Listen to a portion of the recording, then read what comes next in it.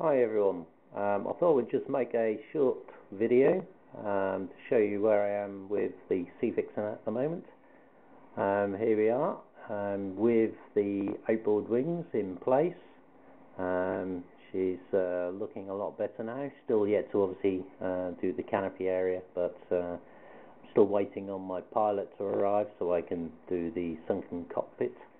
Then I can cut out this area that you can see marked here, and obviously keeping it nice and rigid. This area is obviously the hatch, which you're probably all aware of now. Nice big area, gives me plenty of access to the battery box, which is down here. Yet to face these areas with balsa, just to give it a bit more rigidity and sharpness to the edge, and same with the hatch. And that will also be retained with a couple of strong magnets, so should hopefully all go well there. Moving further down, and the booms, I'm very pleased how these turned out. I don't know if you can see too well. This camera, unfortunately, I apologise, is not brilliant, but I've now skinned up to the rear of the tail edge of the wing. Obviously I can't continue underneath until I put in all the wiring. Moving down, here is the tail end. All this needs profiling yet into shape, and obviously with the rudder, I've got 4 rudder hinges placed in here. Obviously not all glued in yet, because I need to obviously shape and fiberglass tissue the surfaces before I can continue with that. You can just make out here as well one of the bowdens which control the rudder. I move that in and out. Initially I was going to have one servo placed roughly in the centre here, but with all the noise from, so to speak, the intake tubing and obviously the battery box, I was unable to curve the boom in. So I'm now running a servo at the front end of each of the booms, which will be able to be accessed from underneath. Again, the elevator needs hinging yet. There's a little bit of work to do there, but altogether, quite pleased with the result. If I just come over to this wing tip here, I can just remove this bit of tape. The skin hasn't been fixed down yet. As you can see, this is the inside of the wing. Everything, I've still yet to do the servo bay, and obviously I've got a leading edge or trailing edge to the hinge fixing here, and obviously the aileron will fit in here. Basically all the wiring for the LEDs will have to run through here. I've yet to work on how I'm going to do a simple connection point across the two.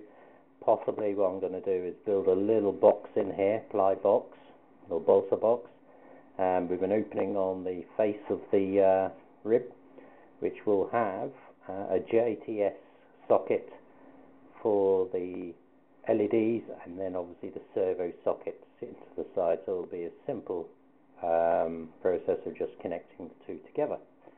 As you can see, that I'm quite pleased with the result at the moment.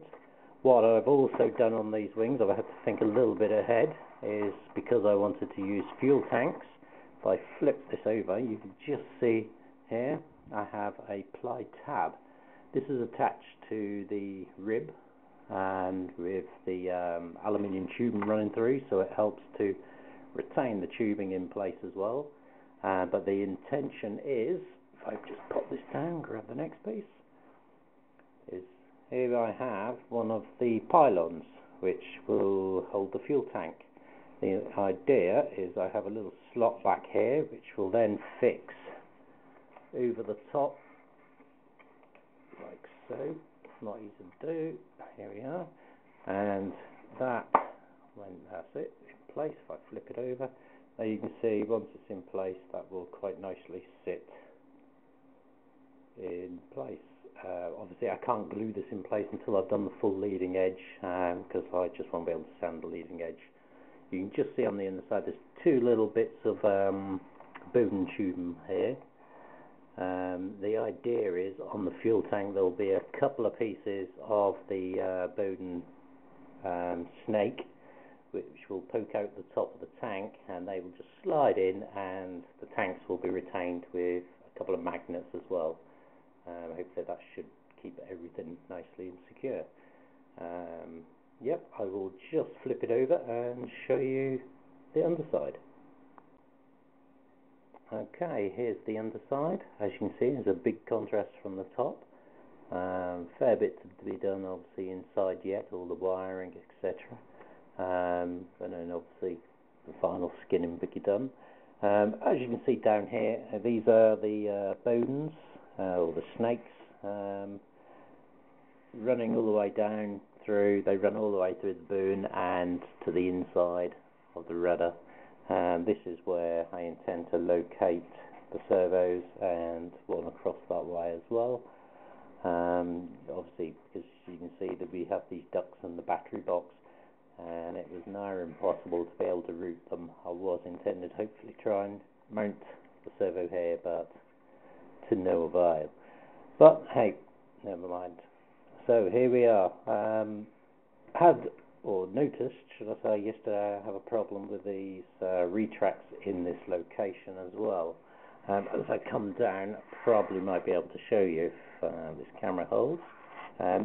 These two bearers on this particular inner rib are flush with the underside of the rib. If I slide that out, it might help, as you can see, which causes these retracts to sit proud of the underside, which means the skinning will butt up to the retract instead of going over it. Ideally, I would rather them to be underneath, and I can put a plate over the top and be able to remove it if I should need to access them. On the inside they seem to be okay, but on the outside they're flush. So what I need to now do is cut down into the bearer to drop these down, beef it up from the underside a bit to put back what I cut off, and then put some half-inch triangular section in to diagonally strengthen those as well, but they seem pretty strong anyway, but just belt and braces. So that's one little mod that I have to yet do. As you can see, these are the ducts. I'm not too sure if you could work out from my photographs earlier in the forum regards to the EDF retainers at the front, but basically this is the one from the other ducting. It's basically plastic card wrapped around the inside of the tubing or inside of the ducting to gain the diameter, and these little, whoops, and then drop the camera. These little notches here are what sit either side of the carbon rod, and it creates quite a nice little seal, and as the EDF slots quite nicely on the inside of here. As you can see, this one I already have in place, and it's only a case of dropping the fan in and sliding forward. Quite pleased with that in the end. Took me a while to think about. And also regards to the what I've now done is for the rear tubing is I was going to have the rear carbon running through. I've now stopped them off at these points, and there's little plugs in the ends of the tubing, and the intent now is to have some plastic tubing coming straight up onto the back of the fan so I can seal around, and this will give me a nice smoother exiting. Again, I couldn't think of anything else what to do with that. I think this area is a little bit too tight for the size of the fan, but so I've come up with hopefully what's the best solution. But yeah, that's the underside so far. So hope you like the little walk around, and hopefully we'll update the forum soon.